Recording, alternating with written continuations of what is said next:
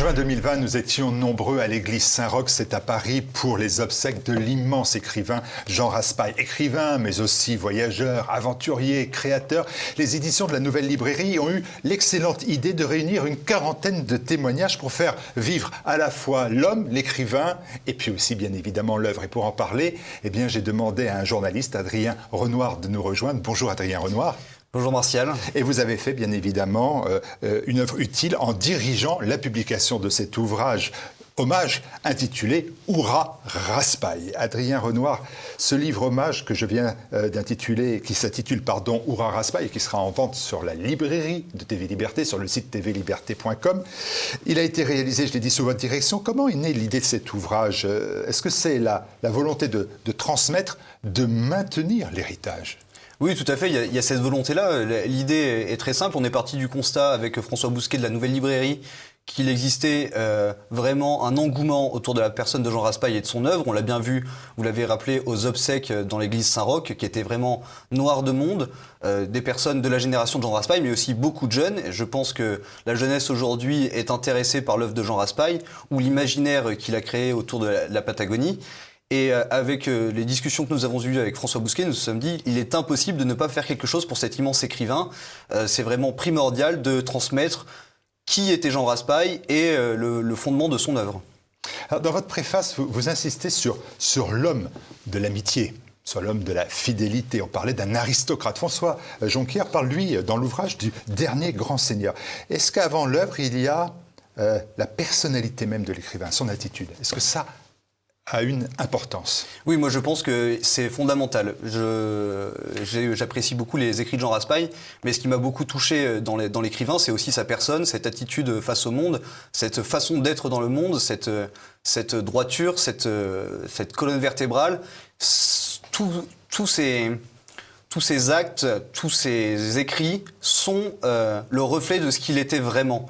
Et la fidélité, qui est un thème qui transparaît dans son œuvre, était quelque chose qui était très présent. La fidélité en amitié, tous les contributeurs qui connaissaient personnellement Jean Raspail et qui ont écrit dans ce recueil d'hommages et de témoignages, insistaient sur le côté charmant de Jean Raspail, son amitié, sa tendresse même, sa délicatesse, sa manière d'être au monde. Derrière un visage sévère, un regard transparent d'un bleu acier, un homme sensible. Oui, tout à fait. Je pense que on a voulu, je pense à tort, décrire Jean Raspail un peu de temps en temps comme un écrivain pessimiste, grincheux, je dirais plutôt lucide sur certaines formes de la déliquescence du monde. Mais derrière, il y avait quand même chez Jean Raspail un soupçon d'espièglerie. Il était joyeux et Alain Sanders ou François Tully, qui ont contribué à cet ouvrage et qui étaient des proches de Jean Raspail, mettent en avant que Jean Raspail était d'un naturel quand même assez joyeux, assez camarade. On revient justement à cette fidélité, à cette amitié.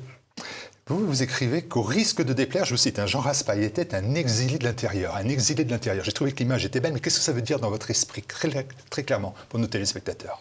Un exilé de l'intérieur, c'est quelqu'un qui, je pense, qui, voyant ce qui se passe dans le monde et n'y trouvant pas forcément son compte et sa place, a décidé, sans non plus se réfugier tel un anarque comme Ernst Junger et contempler le monde de haut, a voulu créer quelque chose à la lisière du réel et du rêve. Le rêve est quelque chose de récurrent chez Jean Raspail, et on retrouve vraiment cette idée dans le mythe patagon, qui est une espèce de refuge pour personnes qui ne trouveraient pas vraiment leur place dans ce monde, mais qui pourtant s'appuient sur des fondements géographiques réels, historiques. Donc voilà, cette face d'exilé de l'intérieur, c'était prendre part à la vie de la cité, parce que quand on est un personnage public, un écrivain, un journaliste, et puis même un explorateur, Jean Raspail a donné beaucoup de conférences, on n'est pas complètement retiré du monde non plus. C'est compliqué parce que Raspail s'était créé, vous l'avez dit, un monde rêvé, la Patagonie, avec un personnage, Antoine de Tounas, roi de Patagonie. Lui-même, Raspail était consul général de Patagonie. Et beaucoup de lecteurs ont appris que, en fait, tout ça était fondé. En réalité, il y a une Patagonie, il y a eu un Antoine de Tounas. Il n'y a peut-être pas eu un consul général. Non, pas vraiment, mais c'est là la force de Jean Raspail, c'est d'avoir créé un imaginaire, de s'être approprié cette petite histoire d'un avoué du Périgord qui tombe sur l'existence de l'Araucanie et se dit je vais voir là-bas, et qui finalement se proclame roi, et qui en fait était à moitié fou, et qui n'a pas été pris au sérieux par ses contemporains. Et Jean Raspail trouve l'histoire belle, la raconte magnifiquement, l'arrange aussi, et derrière se dit mais il faut poursuivre, la matière qui m'a permis d'écrire ça est bien trop belle pour que je n'en fasse rien. Et derrière il part sur une idée de jeu, un jeu avec toute sa légèreté, mais un jeu qui reste sérieux. Voilà, il a le royaume de Patagonie a une chancellerie. Jean Raspail s'était proclamé consul général. Enfin, il y avait un drapeau. Il y avait un drapeau qui d'ailleurs des représentants des. Oui, beaucoup de personnes qui ont participé à cet ouvrage sont Patagons, le revendiquent. Et voilà, lors de l'enterrement de Jean Raspail, le drapeau de Patagonie recouvrait son cercueil. Tout de suite après sa mort, on a bien vu que ce que Jean Raspail appelait le jeu du roi a continué. Il y a eu une action qui a été menée sur le boulevard Raspail à Paris. Des Patagons se sont amusés en fait à renommer le boulevard Raspail en boulevard Jean Raspail. Cette année, ça serait bienvenu. Oui, ça serait bienvenu. Cette année, il y a eu un affichage porte de Champéret avec une grande affiche montrant Jean Raspail et la devise des Pickendorf, donc une famille récurrente dans l'œuvre de Raspail, dont la devise est « Je suis d'abord mes propres pas », une devise un peu orgueilleuse. Et ce clin d'œil était porte de Champéret parce que c'est une porte de l'Ouest et que ce sont 7 personnes qui l'ont fait, car 7 cavaliers ont quitté la ville. Et c'est un autre ouvrage de Jean Raspail. Voilà, et je pense que l'œuvre de Jean Raspail ne se résume pas qu'à la Patagonie, comme elle ne se résume pas qu'au Camp des Saints, contrairement à ce que certains ont voulu faire croire. Mais tout cela se nourrit, et je pense que les personnes qui ont l'amour de Jean Raspail ont cet amour de la Patagonie. En 2018, Jean Raspail était à votre place là, et je lui avais posé la question de savoir si ce monde imaginaire qu'il avait créé était là pour fuir le monde réel, qu'il ne le concernait plus ou qui ne lui convenait pas. Et sa réponse, c'était toujours une réponse simple, c'était peut-être bien. Voilà, peut-être bien. Oui. Alors, oui ou non ?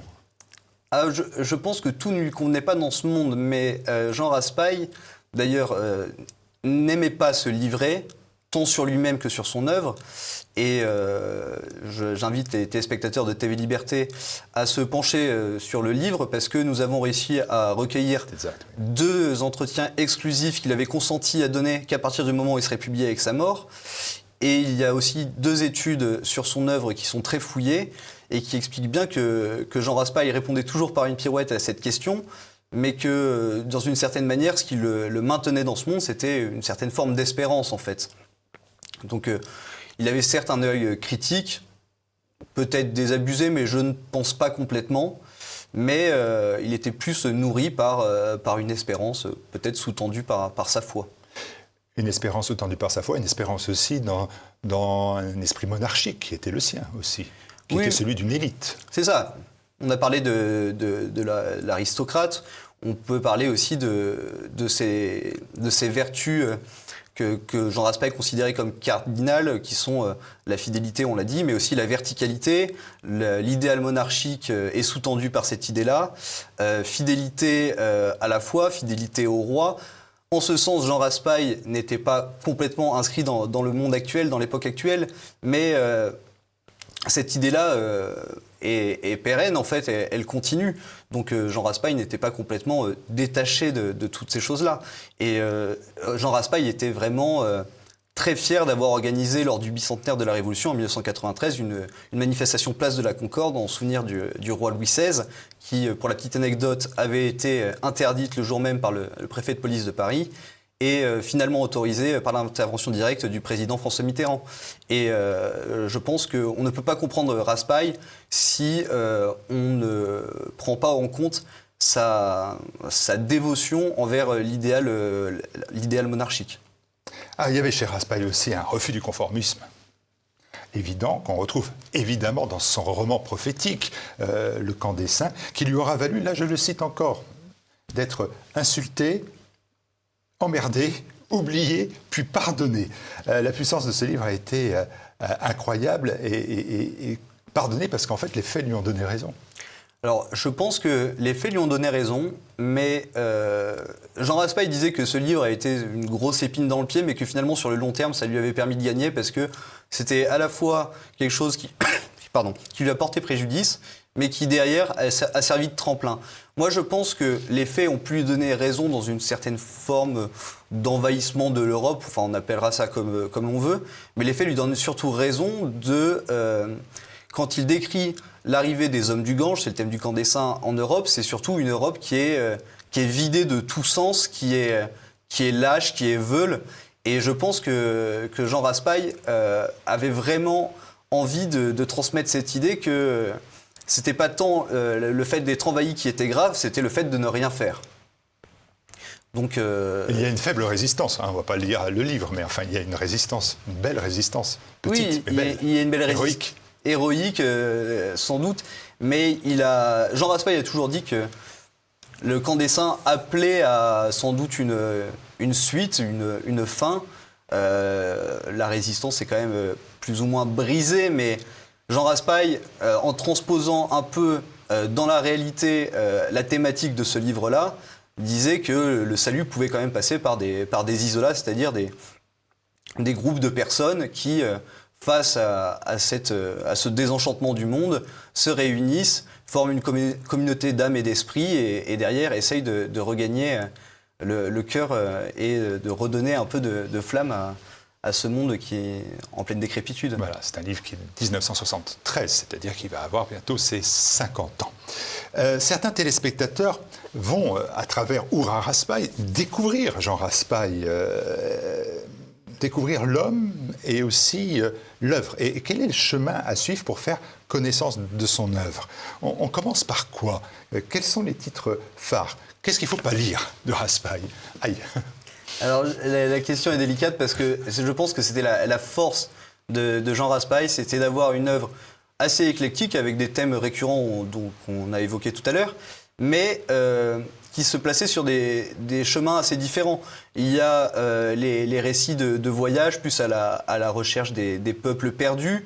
Il y a les récits un peu, je dirais, type signe de piste, un peu idéaliste. Et chacun ne trouvera pas forcément son compte dans l'œuvre entière de Raspail.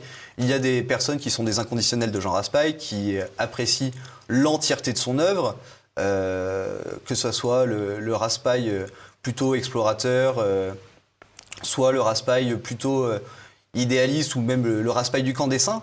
Mais je pense que pour beaucoup, chacun pioche un peu là où il veut, les choses vers lesquelles il est le plus tourné, les choses vers lesquelles il se sent le plus appelé.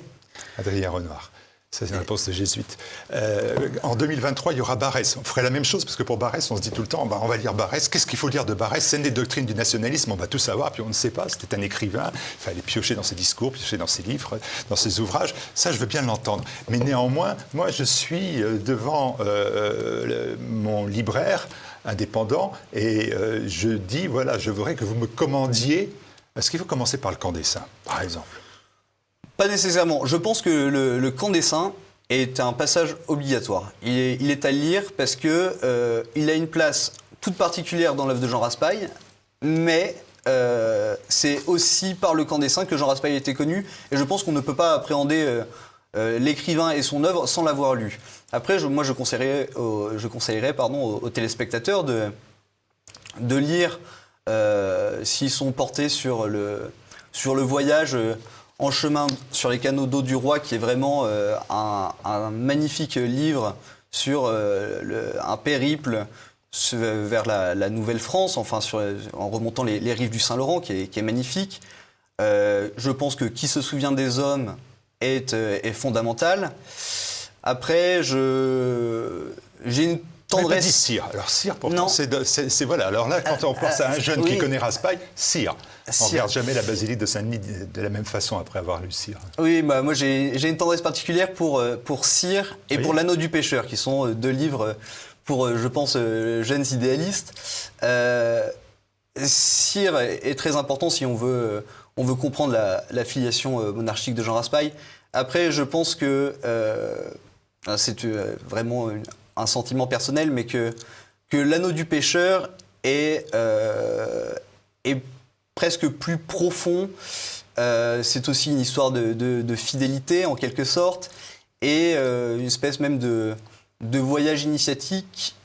Et c'est aussi le reflet de l'ambiguïté que Jean Raspail pouvait entretenir avec la religion catholique. Et je pense que, pour parachever le tout, mais plutôt en fin de cycle, il faut lire La Miséricorde de Jean Raspail, qui dénoue en partie la relation contrastée que Jean entretenait avec le catholicisme. Quelle est son dernière œuvre, son dernier ouvrage.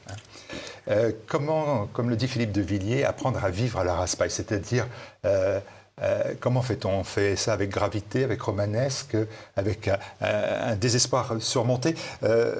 Villiers dit un sourire au coin des lèvres et le regard tendu vers l'absolu. Est-ce que c'est ça, vivre à la Raspail ? Est-ce que ça vaut la peine de vivre à la Raspail ? Nous avons été jeunes, oui, et nous avons eu cette idée-là. Je parle de nous, pas de vous, vous êtes bien plus jeunes, d'avoir cet idéal de vivre à la Raspail. Et quand on le rencontrait, d'être à la hauteur de Jean Raspail. Est-ce que ça, c'est quelque chose qui est valable ? Oui, moi je pense que toute figure qui est sous-tendue par quelque chose qui le dépasse et qui l'anime a droit de citer. Et je pense qu'aujourd'hui, vivre à la Raspail, c'est refuser certains diktats qu'on nous impose, diktats intellectuels, pouvoir aborder tous les sujets avec, pour ceux qui sont graves, avec une certaine gravité, mais en n'oubliant pas que nous sommes des êtres incarnés, qu'il faut aussi prendre les choses comme elles sont, le faire avec un peu d'humour, de détachement, voilà, prendre le monde tel qu'il est dans sa complexité. Jean Raspail était le chantre d'un monde complexe. Il était contre la dissolution des identités dans un monde fade, uniformisé. Je pense que Jean Raspail n'aurait pas été l'homme du pass sanitaire et du vaccin et des contraintes absolues. Jean Raspail était un être épris de liberté. Je pense que pour vivre comme Jean Raspail, il faut être un combattant de la liberté. La liberté n'est pas donnée, elle s'acquiert. Il faut en payer le prix, Adrien Renoir. Il faut en payer le prix. Il faut le dire qu'il faut en payer le prix, car il a payé le prix. Il a payé le prix parce qu'il n'a jamais été à la place médiatique qui aurait dû être la sienne, un des plus grands écrivains de son époque, et que l'Académie française lui a fermé ses portes. Vous allez me dire aujourd'hui, quelle chance pour lui. Mais à l'époque, c'était bien évidemment une humiliation. Oui, c'était une grosse blessure pour Jean Raspail d'ailleurs. Mais je pense qu'il faut en payer le prix, mais les libertés ne s'octroient pas, elles se prennent. C'est un autre écrivain qui disait cela.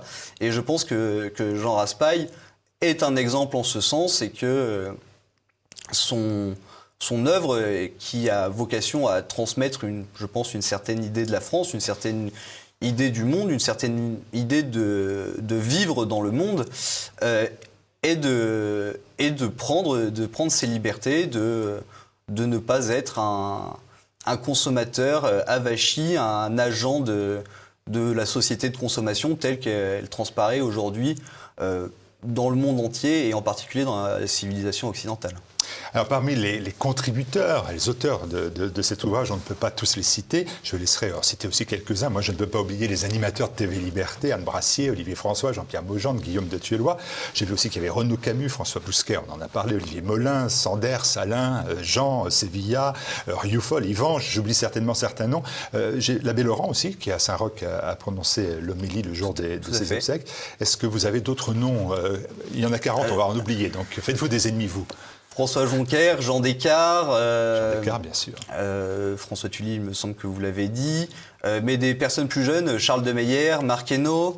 Je voudrais aussi saluer le travail qui a été fait par Anne Letty, qui est membre de la Nouvelle Librairie et qui a beaucoup aidé dans la préparation de ce livre, qui s'est notamment occupé particulièrement du cahier photo qui, je pense, est quand même assez beau, et Jean Raspail méritait bien un produit complet pour lui rendre hommage.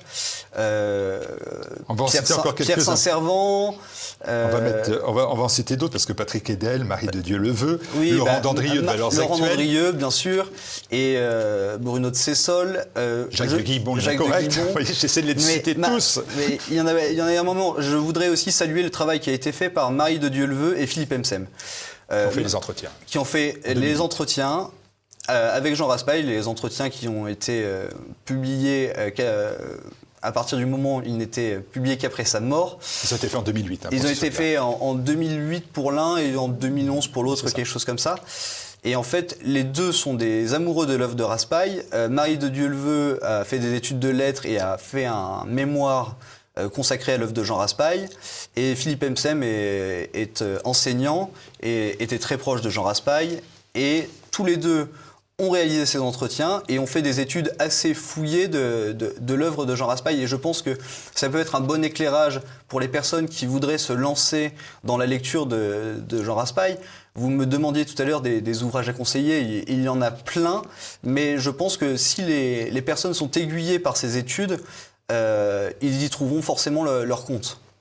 Voilà, avec aussi quelques photos très attachantes de Jean. Voilà, écoutez, merci pour ce travail, merci d'avoir récolté ce travail, de nous faire vivre à nouveau eh bien, à la fois l'homme et l'œuvre. Et puis, je voudrais dire à chacun de lire cet ouvrage et de voir en Raspail eh bien, une boussole importante pour les temps qui viennent. Merci à vous. Merci Martial.